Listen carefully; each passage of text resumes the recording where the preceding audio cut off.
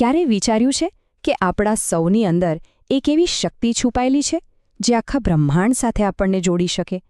તો ચાલો આજે આપણે એ જ આંતરિક પ્રકાશની અદ્ભુત યાત્રા પર નીકળીએ, યોગીઓ અને ઋષિઓએ બતાવેલા રસ્તે. તો સવાલ એ છે કે આ યાત્રા આપણને લઈ ક્યાં જશે? આપણો અંતિમ મુકામ શું છે? સ્વામી મુક્તાનંદે આનું બહુ સુંદર વર્ણન કર્યું છે. એ કહે છે કે આપણું લક્ષ્ય છે એક રહસ્યમય બાદળી મોતીનું દર્શન કરવું, જે વાસ્તવમાં આપણા પોતાના આંતરિક સ્વરૂપનું જ પ્રતીક છે. અને એમનો દાવો છે કે આ અનુભવ કરવો એ જ તો માનવ જીવનનો સાચો ઉદ્દેશ્ય છે. પણ અંદરની યાત્રા શરૂ કરતા પહેલા ચાલો એક નજર બહારની દુનિયા પર કરીએ. આપણે આ દૈવી પ્રકાશને કેવી રીતે ઉજવીએ છીએ?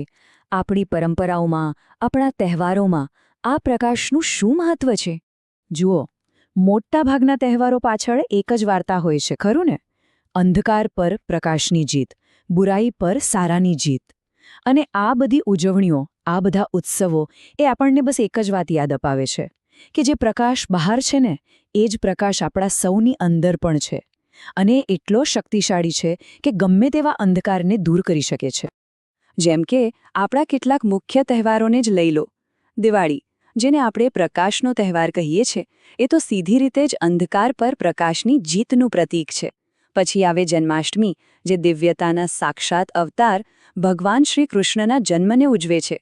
અને હા, ગુરુ પૂર્ણિમા, એ દિવસે આપણે ગુરુને વંદન કરીએ છીએ, જે આપણા જીવનમાં જ્ઞાનનો દીવો પ્રગટાવે છે. આ બધામાં એક જ કોમન થીમ છે, પ્રકાશની પૂજા. અને આરતી, મંદિરમાં થતી આરતી તો બધાએ જોઈ જ હશે. જ્યારે દીવાઓ ભગવાનની મૂર્તિ સામે ફેરવવામાં આવે છે, એ માત્ર એક વિધિ નથી, એ તો એક પ્રતીક છે.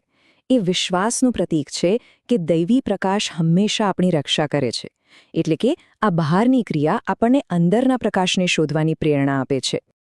તો ઠીક છે, આપણે બહારના પ્રકાશની ઉજવણી વિશે તો વાત કરી, પણ હવે સમય છે અંદરની યાત્રા શરૂ કરવાનો. અને કોઈ પણ યાત્રા માટે સાધનો તો જોઈએ જ ને, બરાબર? તો આ આધ્યાત્મિક યાત્રા માટે એક યોગીના ટૂલકિટમાં શું હોય છે? ચાલો જાણીએ. આ રસ્તો થોડો અજાણ્યો છે, એટલે સૌથી પહેલાં તો એક ગાઈડની જરૂર પડે છે. અને એ ગાઈડ એટલે ગુરુ. ગુરુ શબ્દનો અર્થ જેવો થાય છે. ગુ એટલે અંધકાર અને રૂ એટલે દૂર કરનાર. જે અંધકારને દૂર કરે એ ગુરુ. એકદમ સરળ. જેમ એક નાનકડો દીવો આખા ઓરડામાંથી અંધારું ભગાડી દે, બસ એ જ રીતે ગુરુ આપણા જીવનમાં જ્ઞાનનો પ્રકાશ પાથરે છે. પણ હા, ગુરુ તો ખાલી રસ્તો બતાવી શકે, એના પર ચાલવું તો આપણે જાતે જ પડે. અને આ જે નિયમિત પ્રયાસ છે, જે અભ્યાસ છે, એને જ કહેવાય છે સાધના.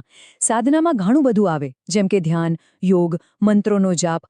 આ બધી પ્રેક્ટિસથી આપણે આપણા મન અને શરીરને આ લાંબી અને મહત્વની યાત્રા માટે તૈયાર કરીએ છીએ. અને આ સાધનાનો પાયો શું છે? એ છે આસન, એટલે કે સ્થિર થઈને બેસવાની કળા. યોગમાં જે આસનો હોય છે, એ માત્ર શરીરને મજબૂત નથી કરતા, એનાથી પણ વધારે. એ આપણા શરીરની અંદર જે એનર્જી ફ્લો થાય છે, એને શુદ્ધ કરે છે. અને જ્યારે શરીર સ્થિર અને શુદ્ધ હોય, ત્યારે જ મન ઊંડી શાંતિનો અનુભવ કરી શકે છે. ઓકે, તો હવે આપણી પાસે ટૂલ્સ છે, ગુરુ પાસેથી માર્ગદર્શન છે, અને સાધના કરવાનો સંકલ્પ છે.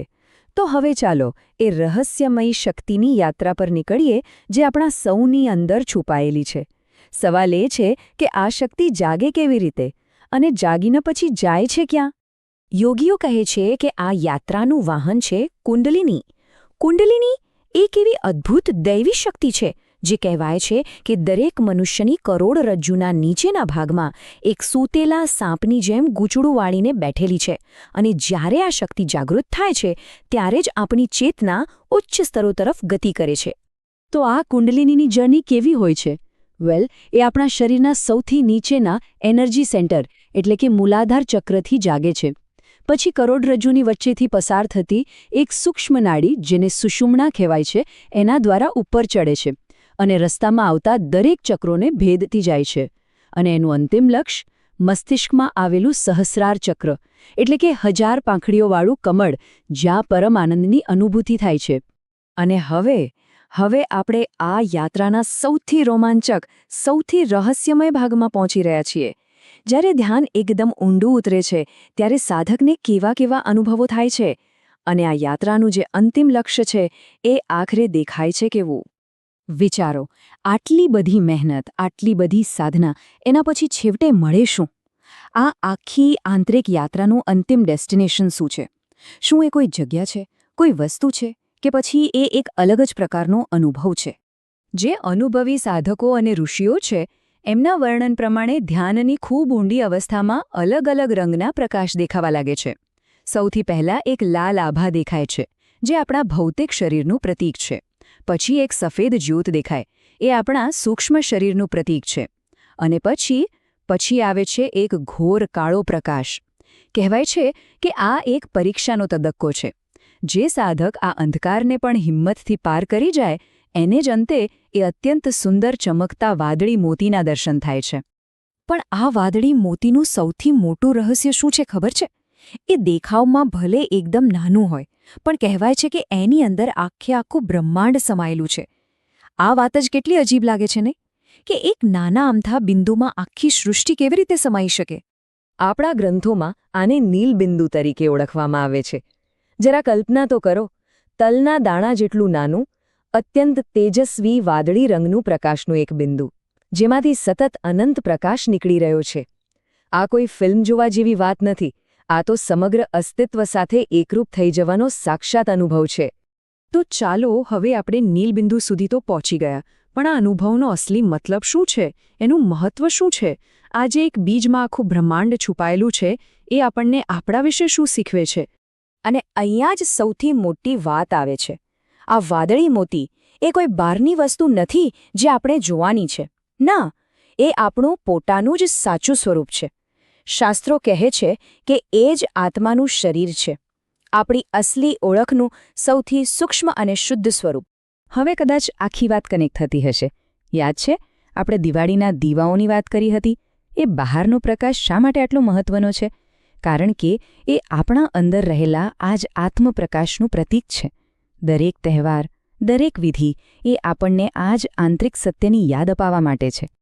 સ્વામી મુક્તાનંદ આના અંતિમ અનુભવનું વર્ણન કરતા કહે છે કે એક સમય એવો આવે છે જ્યારે આ નાનકડું વાદળી મોતી ફેલાવા લાગે છે, અને એટલું ફેલાય છે કે આખા બ્રહ્માંડને પોતાના પ્રકાશથી ભરી દે છે. અને એક ક્ષણે સાધકને સાક્ષાત્કાર થાય છે કે હું અને બ્રહ્માંડ અલગ નથી, હું પોતે જે પ્રકાશ છું, એ પ્રકાશ જ મારું સ્વરૂપ છે. તો ચાલો આ વાતને અહીં એક સવાલ સાથે પૂરી કરીએ. ઋષિઓ કહે છે કે આખું બ્રહ્માંડ એક નાનકડા તણખામાં એ નીલબિંદુમાં સમાયેલું છે, અને એ નીલબિંદુ આપણા સૌની અંદર છે. તો જો આ સાચું હોય તો એનો મતલબ શું થયો? આપણું અસલી સ્વરૂપ શું છે? આપણી શક્તિઓ કેટલી અનંત હોઈ શકે છે? આ સવાલ પર વિચારવા જેવું